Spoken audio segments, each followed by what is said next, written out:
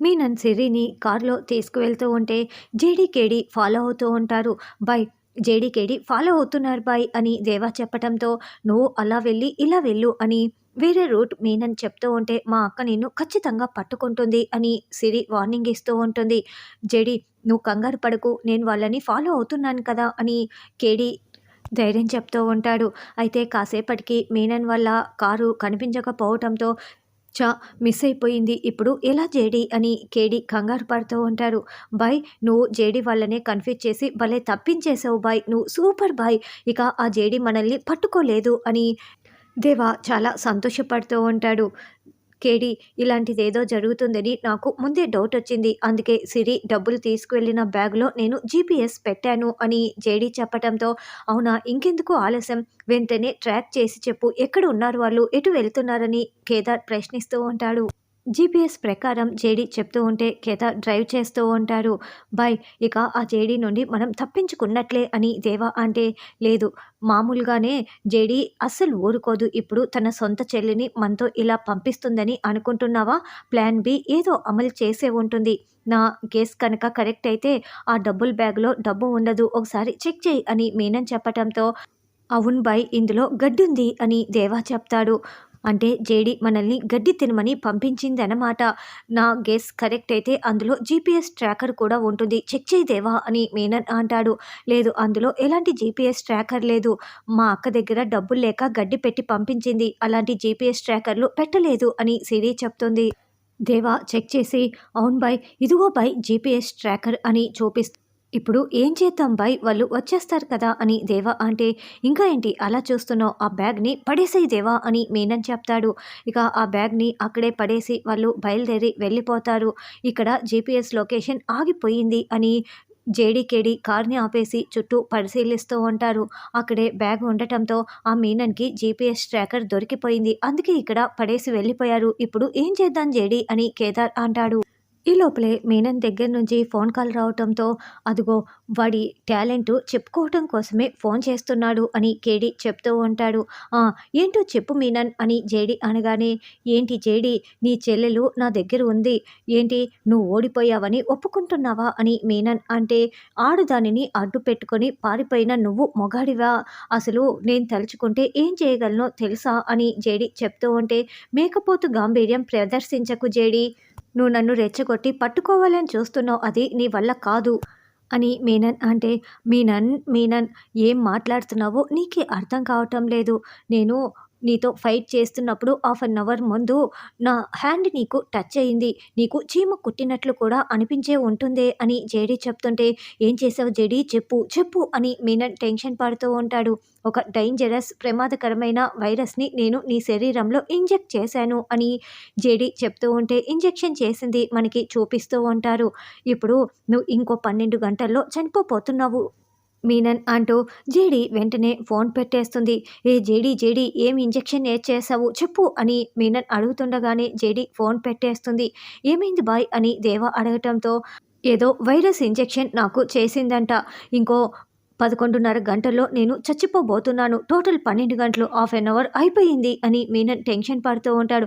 అయ్యో బాయ్ చచ్చిపోతున్నాడు అని దేవా గగ్గోలు పెడుతూ ఉంటే, రేయ్ ముయ్యిరా నోరు, నేను ఇంకా చచ్చిపోలేదు, నన్ను నేను కాపాడుకుంటాను అని మీనన్ సిరి వైపు చూస్తూ ఉంటే, నువ్వు ఎలాగో చస్తావు కదా అని సిరి అంటుంది. దేవా వెంటనే హాస్పిటల్కి పోనివ్వు, హాస్పిటల్కి వెళ్ళిన తర్వాత నీ సంగతి చెప్తాను అని సిరికి మీనన్ వార్నింగ్ ఇస్తూ ఉంటాడు.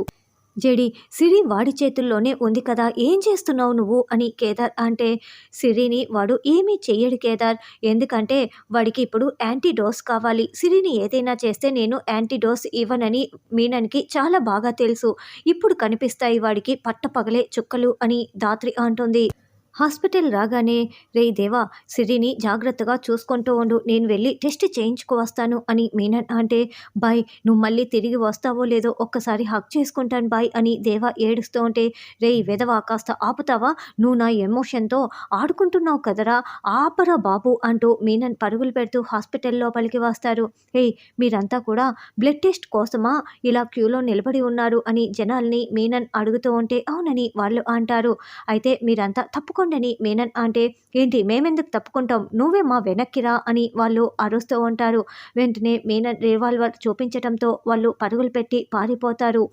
డాక్టర్ నా బ్లడ్ తీసుకోండి, అన్ని టెస్టులు చేయండి, రిపోర్ట్స్ త్వరగా ఇవ్వండి అని రివాల్వర్ చూపిస్తూ బెదిరిస్తూ ఉండటంతో, కాస్త సమయం పడుతుంది సార్, ఇస్తాం సార్, ఇస్తామని డాక్టర్ వణికిపోతూ చెప్తూ ఉంటుంది. ఇక దేవా బాయ్ బాయ్ అని ఒకవైపు ఏడుస్తూనే సిరి పారిపోకుండా రివాల్వర్ని గురిపెట్టి ఉంటాడు. వీడికి అక్క చేత దెబ్బలు పడితే కానీ తెలివి వచ్చేలా లేదు అని సిరి అనుకుంటూ ఉంటుంది. ఏయ్ రిపోర్ట్స్ ఇవ్వటానికి వీళ్ళు ఎంతసేపు దేవా, ఇంకా రిపోర్ట్స్ రాలేదేంటి అని మీనన్ తల పట్టుకొని కూర్చొని ఉంటాడు.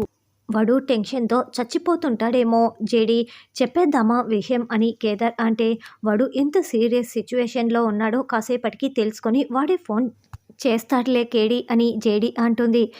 సార్ మీ రిపోర్ట్స్ వచ్చాయంట, డాక్టర్ గారి దగ్గరికి వెళ్ళండి అని నర్సు చెప్పడంతో, పదరా అంటూ మీనన్ పరుగులు పెడుతూ వస్తాడు. అయితే ఆల్రెడీ అభి డాక్టర్తో మాట్లాడుతూ ఉంటారు. అయితే నరాల వీక్నెస్లన్నీ తగ్గిపోయి సంసారం చేస్తున్నారనమాట అని డాక్టర్ అడుగుతూ ఉంటే, ఏదో మీ దయ వల్ల అని అభి చెప్తూ ఉంటాడు. ఏంటి బాయ్ మీరిలా వచ్చారు అని అభి అడుగుతూ ఉంటే, రే అభి నువ్వేంటి ఇక్కడ, ఎందుకు వచ్చావు అని మీనన్ అడుగుతూ ఉంటాడు. నేను నరాల వీక్నెస్ కోసం వచ్చానని ఎలా చెప్పుకునేది అని మనసులో అనుకుంటూ, అబే ఏమీ లేదులే బాయ్ అని అభి అంటాడు. నువ్వేంటి ఇంత టెన్షన్ పడుతున్నావు, బ్లడ్ క్యాన్సర్ వచ్చిన వల్ల ఏమైంది బాయ్ అని అభి అడుగుతూ ఉంటే, డాక్టర్ ముందు టెస్టులు చెక్ చేసి చెప్పండి, రిపోర్ట్స్ ఏమొచ్చాయి అని మీనన్ టెన్షన్ పడుతూ అడుగుతూ ఉంటాడు. ఇక డాక్టర్ రిపోర్ట్స్ చూసి సరాసరి పాయింట్కి రాకుండా నీ పేరేంటి అది ఇది అని మీనన్ని ప్రశ్నిస్తూ విసిగిస్తూ ఉంటాడు. పేరు చెప్పకపోతే రిపోర్ట్స్ చెప్పరా ఏంటి అని, సరే మీనన్ మరి మీరు చెప్పండి అని మీనన్ అంటే, నా పేరు కమల్ అని, చామంతి రోజా అని పెట్టుకోగలేంది నేను కమలం అని పెట్టుకోకూడదా ఏంటని డాక్టర్ విసిగిస్తూ ఉంటాడు. నేను చిరంజీవి ఫ్యాను అది ఇది అని డాక్టర్ అభి ఇద్దరు విసిగిస్తూ ఉండటంతో, వెంటనే మీనన్ రివాల్వర్ చూపించి విషయం చెప్తావా లేదా, రిపోర్ట్స్ చెక్ చేయి అని అరుస్తూ ఉంటాడు. సరే మీ చేతిలో రివాల్వర్ ఉంది కదా, నేను చెక్ చేస్తాను, మీ శరీరంలో ఎవరో డేంజరస్ పాయిజన్ ఇంజెక్ట్ చేశారు అని చెప్తూ ఉంటే, అది నాకు తెలుసు, ఏం చేయాలో చెప్పు అని మీనన్ అంటాడు. మీరు ఏం చేయకూడదో అది చెప్తాను, దానికి యాంటీడోస్ ఇస్తే సరిపోతుంది అని డాక్టర్ చెప్పటంతో, అయితే ఇవ్వండి అని మీనన్ అంటాడు. అయితే మీకు ఇచ్చిన ఆ పాయిజన్ వైరస్ పేరేంటో తెలుసుకోండి, అప్పుడు నేను యాంటీడోస్ ఇస్తాను అని డాక్టర్ అంటే, అది మాకు తెలీదు, ఇచ్చింది దానికే తెలుసు అని మీనన్ అంటే, ఓ నీకు లేడీనా ఆ వైరస్ ఇచ్చింది, అయితే క్యూట్ నాటి మీనన్ అని డాక్టర్ ఆట పట్టిస్తూ ఉంటాడు. అయ్యో అది ఏ వైరస్ ఎక్కించిందో మాకు తెలీదు, మీరే కనిపెట్టి నన్ను కాపాడండి అని మీనన్ అంటుంటే, అది అసాధ్యం, దీనికి ఇంకొక దారి ఉంది, మీరిక 10 గంటల సమయం మాత్రమే బ్రతకగలరు, ఈ లోపల యాంటీడోస్ ఇవ్వాలి, గంటకి 300 ml రక్తం పాయిజన్ అయిపోతూ వస్తుంది, కాబట్టి గంటకి 300 ml రక్తం మీరు ఎక్కించుకుంటే కొంచెం కాపాడుకోవచ్చు అని డాక్టర్ చెప్పటంతో, ఇప్పుడు నాది ఏ పాజిటివ్, ఇప్పటికిప్పుడు నాకు బ్లడ్ ఇచ్చేవాళ్ళు దొరికేది ఎక్కడా అని మీనన్ చెప్తుంటే, నాది అదే బ్లడ్ గ్రూప్ అని అభి నోరు జారేస్తాడు. అయితే ఇంకేంటి అని అంబులెన్స్లో వెళ్తూ అభి రక్తం మొత్తం లాగేసుకుంటూ ఉంటారు. ఒకవైపు జ్యూస్ తాగుతూ ఏడుస్తూ అభి రక్తం ఇస్తూ ఉంటే మీనన్ ఎక్కించుకుంటూ ఉంటాడు. మరి యాంటీడోస్ కోసం సిరిని ఎలా వదిలేస్తాడు అన్నది రానున్న ఎపిసోడ్లో తెలుసుకుందాం.